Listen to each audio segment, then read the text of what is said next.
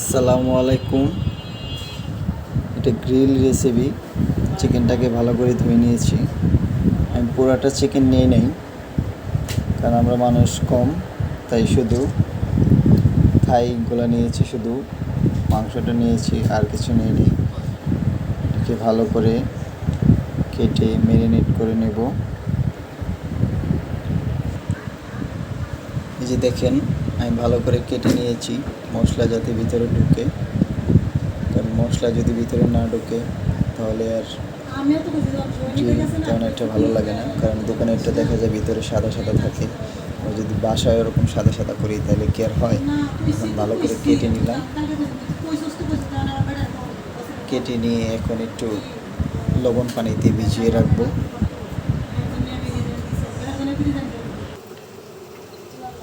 এই যে লবণ পানিতে ভিজিয়ে রাখছি।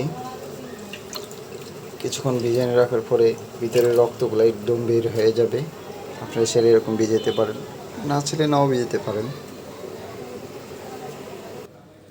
দেখেন, আমার ম্যারিনেশন করার জন্য মশলা সব রেডি। 1 চামচের বেশি পেঁয়াজ বাটা, 1/2 চামচের একটু বেশি রসুন বাটা, 1 চামচ আদা বাটা, মরিচের গুঁড়া, হলুদের গুঁড়া, জিরার গুঁড়া, ধনিয়ার গুঁড়া, জিরার গুঁড়া, লবণ, চাট মশলা, এটা বলে আমরা কাবাব মশলা দিই না, মেজবানি মশলা। টক দইয়ের জন্য দিব লেবু, টমেটো সস, সাথে দিব সয়া সস, আর শেষে দিব সরিষার তেল। আপনারা আমার সাথে থাকেন, দেখতে থাকেন। এই যে দেখেন, আমার চিকেনটাকে লবণ দিয়ে ভিজিয়ে রেখেছিলাম। এখন ভালো করে ধুয়ে ছাকটির মধ্যে পানি ঝরার জন্য দিতেছি, যাতে পানিটা পড়ে যায়। কারণ পানি থাকলে তখন আর মশলা ভালো করে লাগবে না।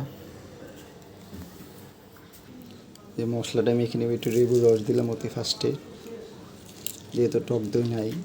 আবার টক দই জমানো বা দোকানে কিনতে আনা যায়, তাও একটু ঝামেলা। তাই কারণে লেবুর রসই দিলাম। লেবুর রস দিলেই হয়। আদা, রসুন, মরিচের গুঁড়া, আমি সব কিছু দিতেই পছন্দ করি, কারণ আমার কাছে সব কিছু দিয়ে করলে ভালো লাগে।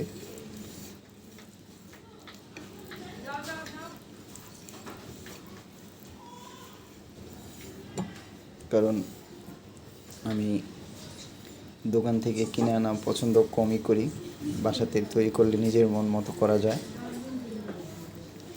এখন ভালো করে ম্যারিনেট করে নিব, রেখে দেব 2-3 ঘন্টা। আসর নামাজের পরে বের করে আমরা এয়ার ফ্রায়ারে ভাজবো। দেখেন, আমার ম্যারিনেট করা হয়ে গেছে, ভালো করে মাখিয়ে নিছি। কিন্তু 1 চামচ তেল দিয়ে আমি এয়ার ফ্রায়ারে এটাকে ভাজবো, বেশি তেল দেব না।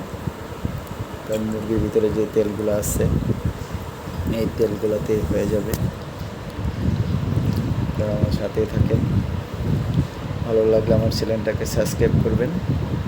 আপনারা বাসায় তৈরি করার চেষ্টা করবেন, এখান থেকে কিনা বাদ দিয়া, যাতে বাসায় তৈরি করতে পারেন। এখন ম্যারিনেট করে রাখবো 2-3 ঘন্টা। আল্লাহ হাফেজ। এয়ার ফ্রায়ারে দিয়ে নিলাম। এয়ার ফ্রায়ার মাত্র 1 চামচ তেলে আমার গ্রিল রেডি হয়ে যাবে।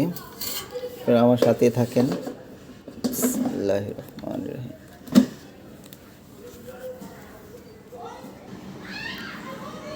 25 মিনিট 180 ডিগ্রি তাপমাত্রায় চলতেছে এয়ার ফ্রায়ার।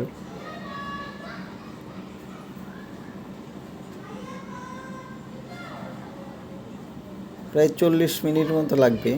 একবার চেঞ্জ হলে আবার উঠায় ঘোরাইয়া দিতে হবে, রানিং হতে থাকুক।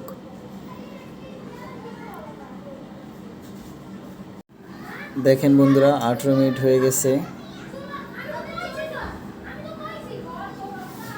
এখন একটু খুলে দেখি কি অবস্থা হয়েছে। দেখেন, অনেকটাই লোভনীয় হয়ে গেছে। একটু উল্টিয়ে দিব, আর একটু মশলা আছে এটি হালকা হালকা দিয়ে দিব। এই যে উপর দিয়ে একটু মশলা দিয়ে নিলাম, মশলা দিয়ে আবার এয়ারফ্রায়ারটা লাগাই দিব।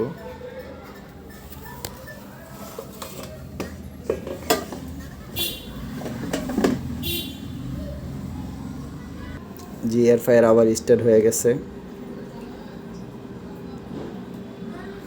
18 মিনিট চলতেছে। দেখেন আমার গ্রিল একদম রেডি হয়ে গেছে খাওয়ার জন্য। এই যে এয়ারফ্রায়ার বন্ধ হয়ে গেছে, একদম ক্রিস্পি পোড়া পোড়া হয়ে গেছে। শুধু খাবো।